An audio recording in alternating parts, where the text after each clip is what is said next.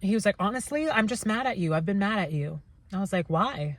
He's like, because you won't work. You don't have a job. I was like, I've been trying. He was like, yeah, really? You don't say anything about it. I was like, you've literally like not asked for daily updates. Like you didn't want to be updated daily about it, but I haven't updated you because nothing's happened. If something were to happen, I would tell you. If I had an interview, I would tell you. If I got a job, I would tell you. But why would I update you every day? I'm like, this is how many jobs I applied for and this is how many I got rejected by. It's like, he's also someone that's in lack and that is low vibrational and that likes to be a victim in this world. So the only conversations we'd ever have were related to work and how the job market shit and how like, you know, black people have like, you know, harder times getting opportunities. And it's just like, woe is me, like all of this. And not that any of those things aren't true. Like he is valid for his own experience in that, and he is valid for that. But it does, again, get annoying when you are just trying to be positive in your light and to just look at life from a higher perspective. And you're always constantly surrounded by people that just like to complain about life and that like to complain about everything and be in lack and complain about money and let money control them even. And, you know, all we would ever talk about is just like how we're not getting things when it comes to the job. And I almost felt like that was like manifesting like a harder time to receive an opportunity that was right for me. Like it just didn't feel aligned. And I'm in every right allowed to say that those conversations and that way of moving to try and secure down a job is not aligned with me. It just is not. It's just not. And I get to say that for me. So, you know, he said, I'm just mad at you. You haven't been looking. We ended up going back and forth. I was like, well, I'm trying to start like online businesses and whatever. He's like, yeah, that's not shit. Your immediate response should be, by the way, if you're a supportive parent, like actually, it should be, oh, really? Like, what is it? Like, how come you haven't told me anything about it? What is it? And then you would get around to saying, how much is it making you? You would like actually be showing your support for it. Not just saying, that's not shit. How much money is it bringing in each month? If you're not bringing in $3,000 a month, then it's not a job. At the end of the day, that's how he views life. I view it differently. And we're just not aligned. So we ended up going back and forth. He ended up like harassing me and screaming at me and pretty much saying like, you're a disappointment. I don't like you. And it's funny because my mom said the same thing. When I was in Florida, she said, I don't like who you are. I was like, you don't like who I am? You don't want to get to know the new me? She was like, no, I don't want to get to know you. Like, I don't like you. I hate you. Get out. It might even be on the videos on the How I Escaped My Old Life series. I'm not sure. You might be able to hear it. You might not. He said the same thing, and that was really triggering for me, for both my parents to say, I don't like you as a person. And then, ellipses, he was like, I don't like you as a work person. But as a person, you're great. As a work person, you haven't done shit. You haven't done anything. You're a disappointment. You're a lazy fuck up. You're not self-sufficient. You just don't have the ability to give. Really, motherfucker? I don't have the ability to give? That's all I've done my whole fucking life. You know what? Let me prove you right. You're right. I don't have the ability to give, so I won't be giving to you anymore. And that is as simple as not giving my energy. Let's see how that works out for you.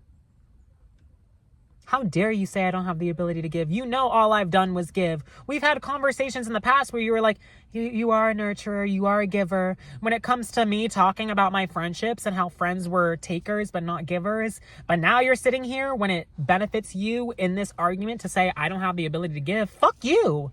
You know I have the ability to give. You're just saying that to use that against me. It's manipulative. And I see through it.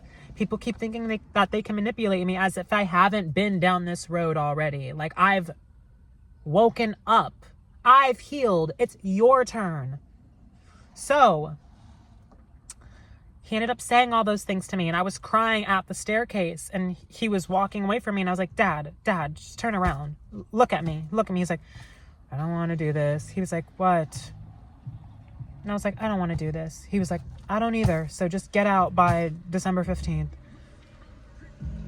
And I was like, no, I mean, like, I don't want to do this. Like, I don't want to end the night this way. And I don't want to argue this way. I don't want to fight with you. And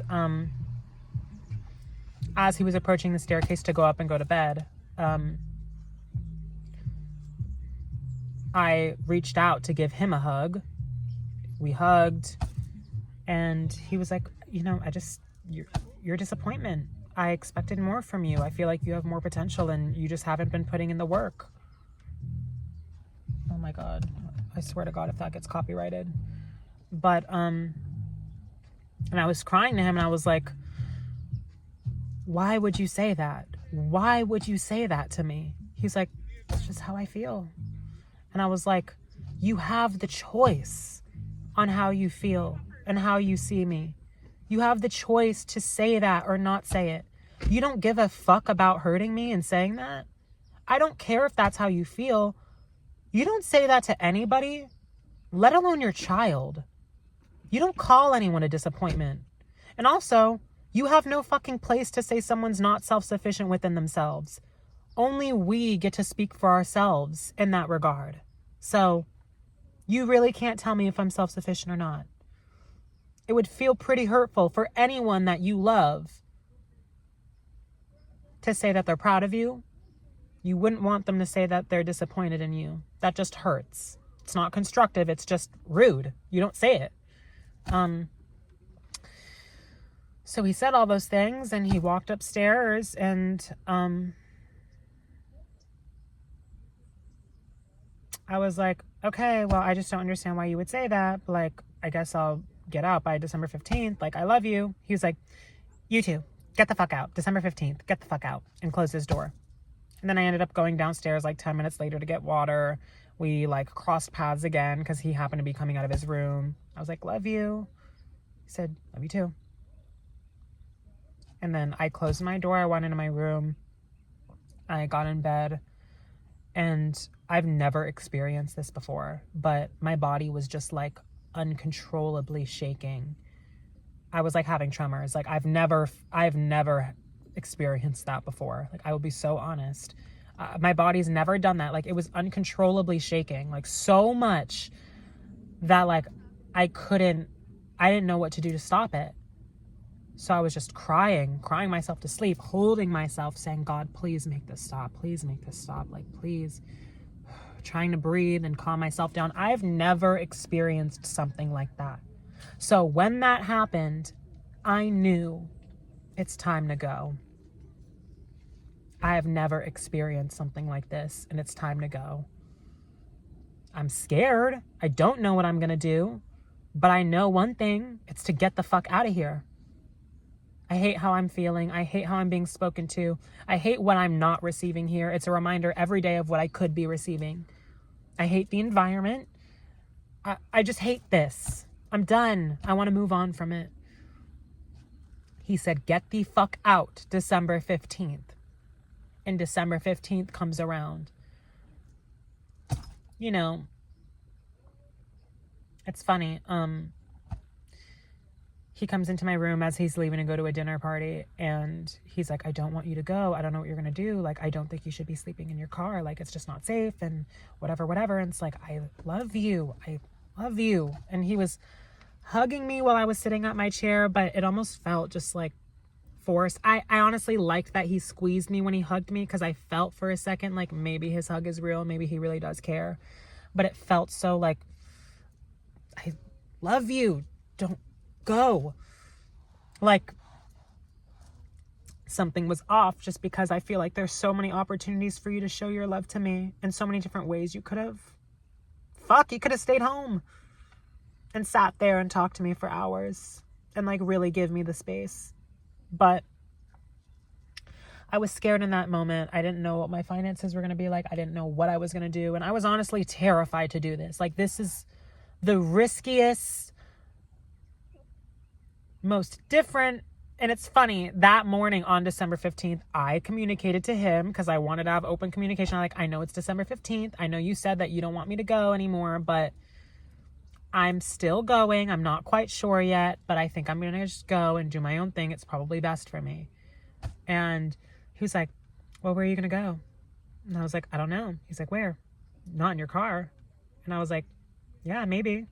He's like, not a good idea. No one does that. Who would do that? Most people don't decide to sleep in their cars. Because I was trying to explain to him, I think it honestly would be a better choice for me to at least get out of this environment to see what else is out there. Even if I'm in my car, like, it will be better for me to get out of this environment and to like give myself the space. He's like, most people wouldn't do that. And I was like, I'm not most people. And if you really knew your son, you would get it. But you don't. So he left for that dinner party after hugging me and whatever.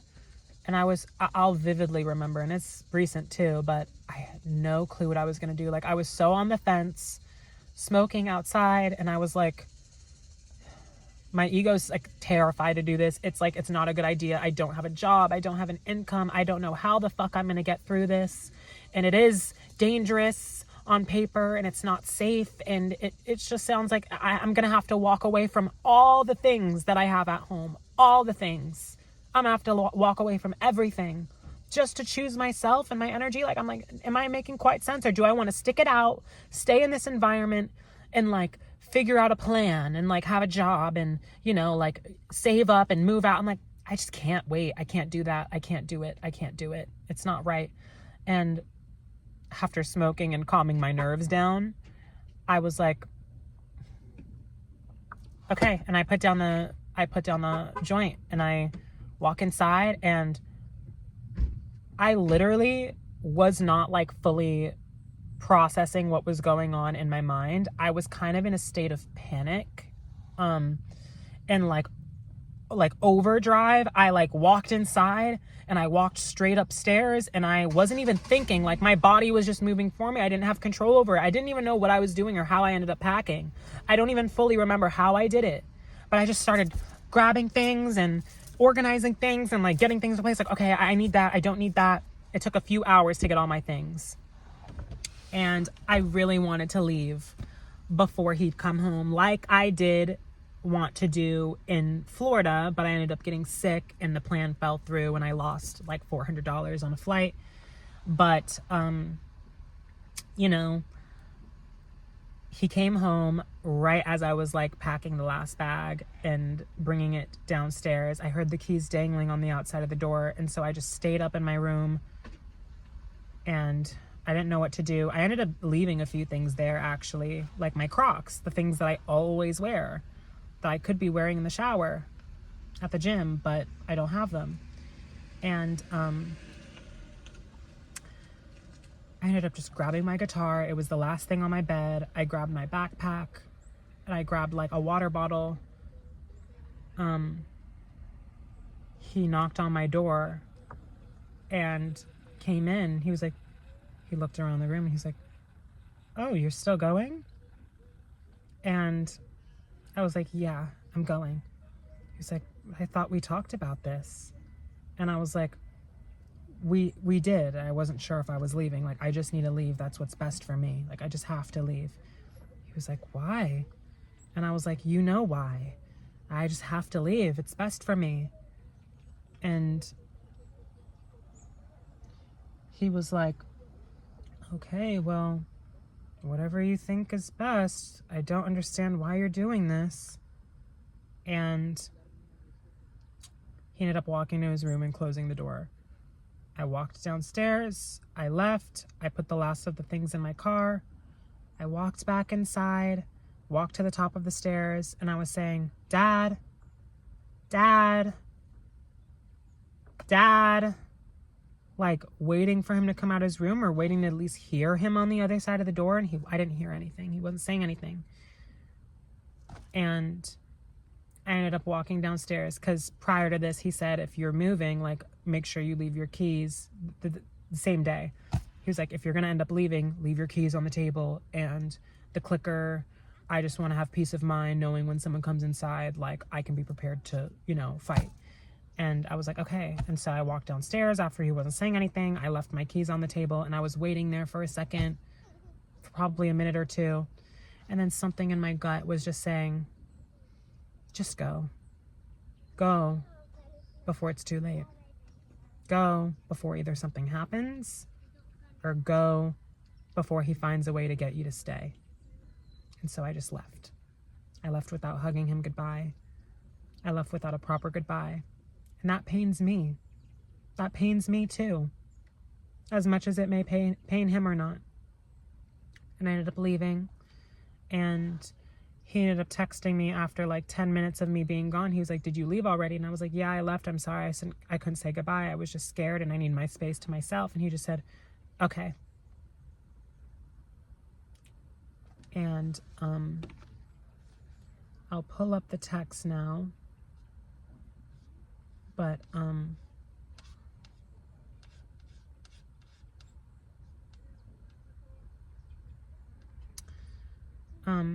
he texts me like a day later, and he says, on December 16th at 10 p.m., he said, I know it's only been 24 hours, but I miss you.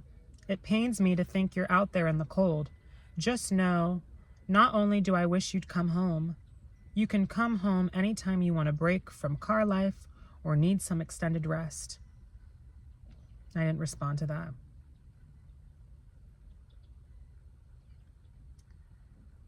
The following day in the morning, he says, good morning, everything good. I hope you enjoy your day. Smiley face. And then he leaves me a voicemail. He's like, just let me know, like, I want to know you're okay. Like, let me know what's going on. I said, I'm safe. He sends like an emoji. Next day, he's like, good morning, my son. How are you this morning? And again, I see through the manipulation. You don't need to refer to me as your son. You haven't treated me like a son in a very long time. I've been communicating so much about not only how I've needed more love and not only how I need a new environment, but more specifically, you know what you did to me. You know how you fucked up and how you mistreated me and mishandled me and harassed me and went out of your way to hurt me. And you know that you crossed a boundary. Now you're just recognizing, oh shit, he's just respecting himself now, and that's fucked because now I don't have access to his energy. And I've kept texts very, very still because I really want my space respected like I've asked for from my mother and my father and my sister, but these people can't seem to actually hold respect for me. Maybe it's because I'm the youngest or whatever. I don't give a fuck, but look, boundaries will have to be set in place if people don't treat me the way I'm asking to be treated. He sends me a text and a voicemail on December 20th asking if I'm going to be home for Christmas. Granted, by the way, in early December, we were having conversations once again about like jobs and whatever. And he's like, by the way, don't expect anything for Christmas. And I was like, don't worry, I wasn't expecting anything. And now he's asking me after I move out and get myself out of the situation if I'm coming home for Christmas. No, we're not doing shit for Christmas. You said don't expect anything. And I'm not just saying that for gifts, but like don't expect us to like have anything together. Like you haven't wanted to get a tree in years for the sake of money and setting it up and being lazy and whatever else, yet you call me lazy. You don't care to celebrate the holidays. Suddenly I'm coming home for Christmas. There is no Christmas at your house. And it's also not a house. With that being said, I said, you should be receiving my text, but I'm doing fine. And no, I'm not coming home for Christmas. I was told to not expect anything. I feel it's better for me to be alone. He said, how do I know this is really you? Because he's trying so hard to get on a phone call conversation with me. And I've been rejecting those phone calls because, again, I know what manipulators try to do. And I know that it's easier for you to try and sway someone and hold some sort of control over them when you are literally speaking to them. When we're texting back and forth, I have the power to literally just not respond to it. When we're on a phone call, there is like an active conversation going on and it is on the spot. So I didn't want to do any of that. He said, how do I know this is really you? I said, hope all is well with you. And I said, please, ... He said, what phrase were you saying out loud these past few weeks? It was like Constance, something stupid, literally random. But it's funny because he never responded to any of those things. And that same day where I was like, you've been awful quiet. Are you quiet all day? I was like in the kitchen with him saying like, Constance, leave Quest. He wasn't cracking a smile or anything. He was just completely silent with his back towards me. Now you're like you want me to reference something that I've been saying that you've been completely with? Like seriously? Both my parents are I said, Dad, release the fear. I appreciate you checking up on me and I love you. But there were so many days while I was under your roof where you made no effort to check up on me. You don't need to check in every day out of fear. If it was out of love, it'd be different, but it's out of fear. Because that's just how he was raised. He has a different upbringing and he's allowed to be paranoid. And those are his life experiences that have molded him, and he gets to be that person. And he's just a little bit more fearful about the world and fearful about having control and vision over me. And while that is okay, release the fear. Because I don't have the fear and I'm in the situation. And I said, and it's Constance. He said, okay. I said, I love you too. Because like I said, I love you. He never said I love you back. And he just sent a heart. He didn't even say I love you too. And so I just sent a peace sign. The next day, he texts me at 333 and he says, hi, Jacob. Your sister just reached out to me. She's asked me to text you and request that you unblock her so she can connect. I love you. This was the same time that everyone else was texting me, like her father and my mom's friend. And I think it's fucking crazy that he actually did that, because for the longest time, because I've been under my dad's roof and because we're close and we just talk, like both my parents know that I have my sister blocked and know that I've placed that boundary on her after she did it to me. And they should be respecting this relationship that I have with my sister alone and respect us as individuals that make our own decisions and have our own things going on. But instead, my mother likes to say, it'd be nothing better for me as a mother for both my children to get along. I wish you guys would just talk. You should talk to your sister. She'll take you in more than your fucking father. Go call your sister. It's like, it's disrespectful of my boundaries. Like, don't tell me what to do. I've placed her on no communication for my own sake. So fuck off and butt out. Same thing for him. You know she's blocked. So why are you speaking on her behalf? It's like, there's no point in having her blocked if you're just going to reach out for her. You're bypassing the boundary that I've set. It's disrespectful. I said the same thing. You shouldn't be speaking on someone else's behalf, especially if you know that there is intentional loss of communication. Respect my boundaries. Thanks. He said, just thought I'd relay the message.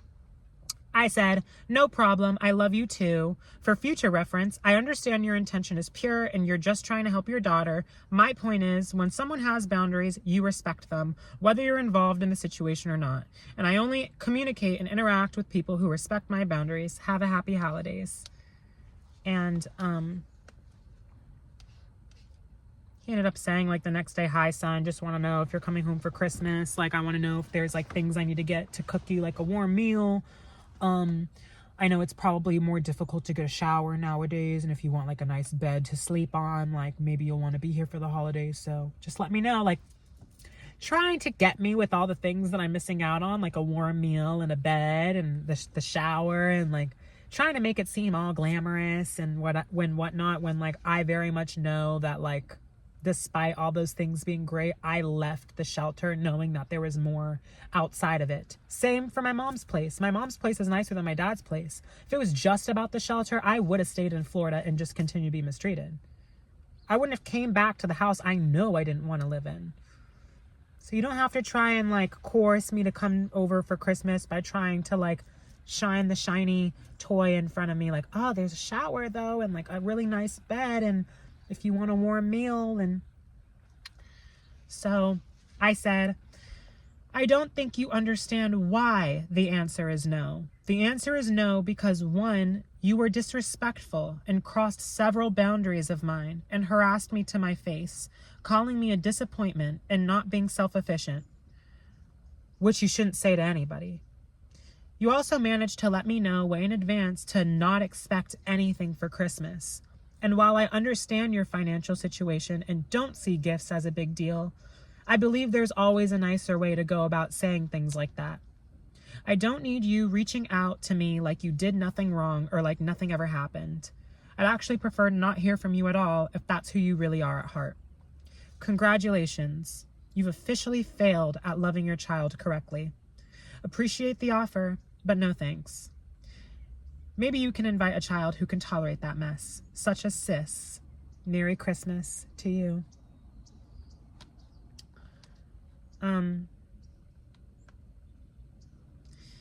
And he ended up texting me saying, I sent you an email. The text response is too long, but I get that. And like, thank you for responding. And honestly, I feel like he wrote this with AI since he uses it for everything. And it just feels very formulaic.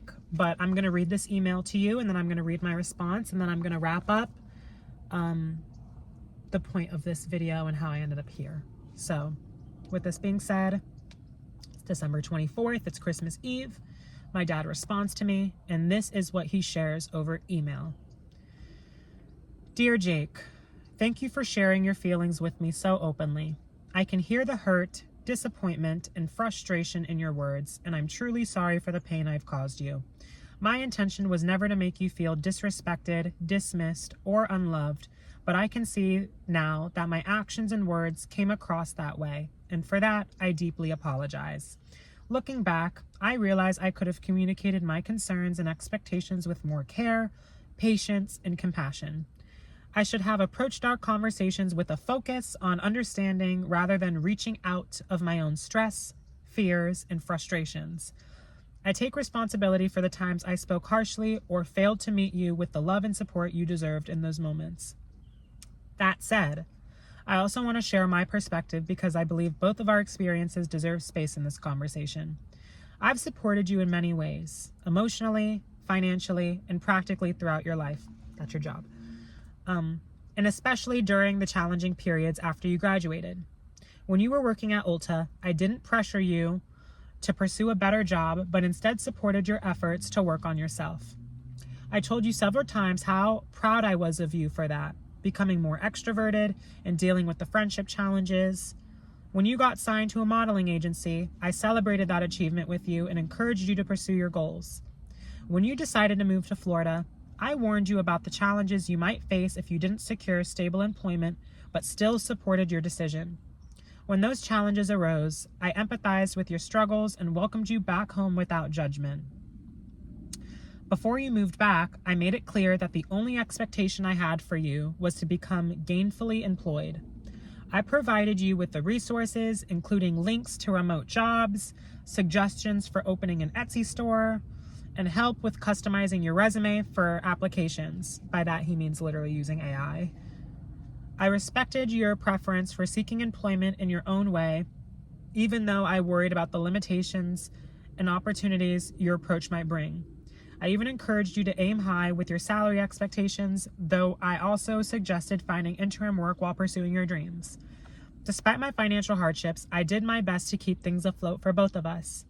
And I do really believe that. He's worked so hard his whole life, which is painful for me to have to see. Yet he said I never gave a fuck about watching him bust his ass because I wasn't working, and that's so far from the truth. I don't think it's fair to put his fears and his struggles and his limitations on me. I'm just dealing with my own shit, and I hate to see him struggle. Regardless, I gave everyone advance notice about my inability to provide gifts for Christmas, not to make you feel undervalued, but to set realistic expectations given my situation. I realize now that my delivery could have been more thoughtful, and I'm sorry if it came across as hurtful. I also encouraged you multiple times to seek counseling, as I believed a professional could offer you better tools to navigate your challenges. I offered support not only emotionally, but practically, by sharing resources and advice, yet it felt like those efforts were not met with the urgency or commitment I had hoped for. From my perspective, there were repeated patterns of waking up late, casual routines, and what seemed like a lack of focus on employment. Yeah, and there was a lack of love on your side as well. I let my frustrations boil over instead of addressing them calmly, and for that, I'm deeply sorry. Even after our confrontation, I felt we eventually shared a peaceful and loving week before you left. We had dinners together, exchanged hugs, and said our I love yous. When you decided to leave, I tried to encourage you to stay, especially knowing the uncertainty you'd face. When you left without saying goodbye, it hurt me deeply because I thought you would have. There's a lot of things I thought you would have done when I've came to you about things that I was hurt for, and you didn't show up the way I expected you to. And I was fucking hurt, but I just kept it because you told me to. I'm not sharing these points to assign blame, but to provide context for where I was coming from. I want you to know that my concerns were rooted in love, even if they were expressed poorly.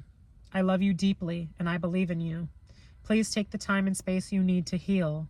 My door and my heart will always remain open to you. I hope in time we can rebuild our connection and trust. I love you always with all my heart, Dad. It is a very sweet message, and he does love me, and I love him very much, and I love all of them. There's just some shady shit in all of it. Please, I hope someone sees where I'm coming from.